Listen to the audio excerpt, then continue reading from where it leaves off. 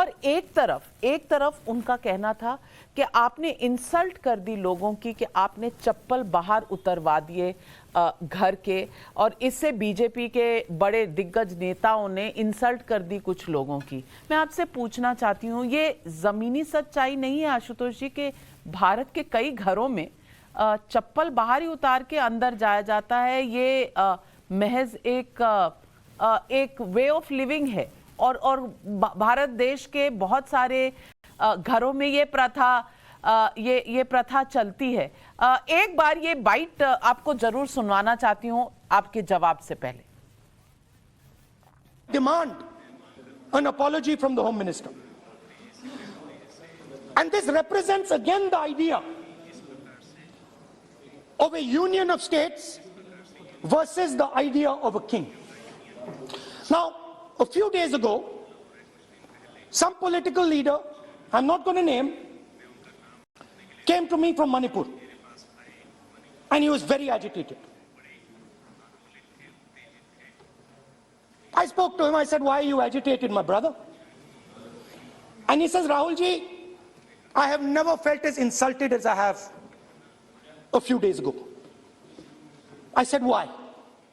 He said, Rahul ji, a delegation of Manipuris, political leaders, senior leaders went to see the Home Minister.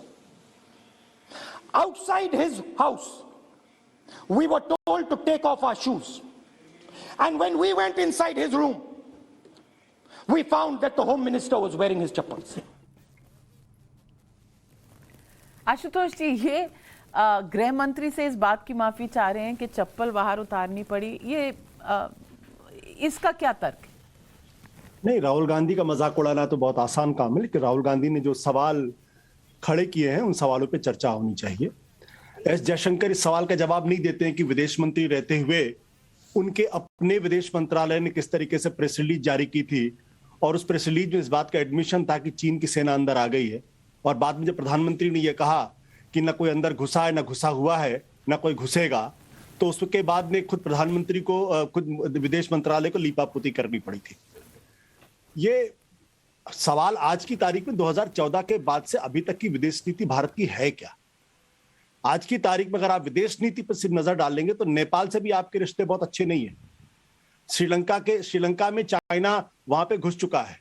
Pakistan, China और Russia का एक अलग triangle वहां बन रहा। अफगानिस्तान में आप बिल्कुल पूरी तरीके से आइसोलेटेड हो गए। अमेरिका जाके आपने डोनाल्ड ट्रंप जीते, इस बात की बात की आपने। आज आपकी तारीख में डेमोक्रेट्स भी आपके साथ वहां खड़े दिखाई नहीं पड़ते। उस पर चर्चा करना ही बेकार है।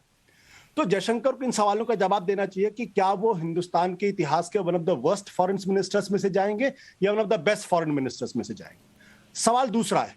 सवाल इस बात को लेकर यह है कि हम आज की तारीख में इकोनॉमी के ऊपर चर्चा क्यों नहीं करना चाहते। इकोनॉमी 2019-20 कोविड के ठीक पहले का जो क्वार्टर है उसमें भारत की अर्थव्यवस्था 3.1% थी, लोएस्ट इन अ डेकेड।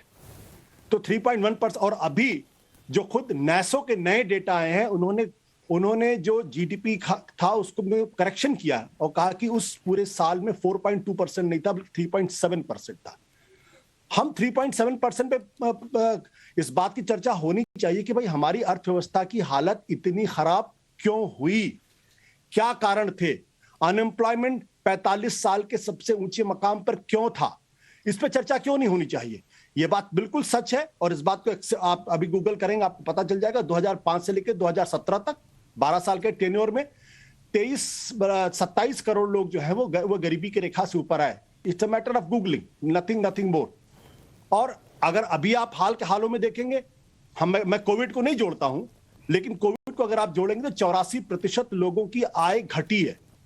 तो अगर 84% लोगों की आय घटी है तो इसका सवाल का जवाब तो वर्तमान सरकार से ही मिलेगा। 2014 के पहले क्या हुआ उसका जवाब तो कांग्रेस पार्टी ने दे दिया। जनता ने उनको हरा दिया, जनता ने उनकी सीटों को 50 सीटों के नीचे लेके आ गए। ये जो परंपरा इस देश में शुरू हो गई है कि आप सवाल मौजूदा सरकार से पूछा जाए और उसके जवाब उस सरकार के पहले की सरकारों से दे, मुझे लगता है कि यह परंपरा ठीक नहीं है। और एस जयशंकर को सवाल का जवाब देना चाहिए कि क्या आज भी चीन हमारी सीमा के अंदर घुसा हुआ है, घुसा हुआ नहीं है। नेपाल से हमारे रिश्ते खराब हैं या अच्छे हैं, श्रीलंका के अंदर चाइना क्यों अंदर तक घुस गया है? चाइना और पाकिस्तान के बीच की जो रिश्ता है वो आज किस मकाम पर है?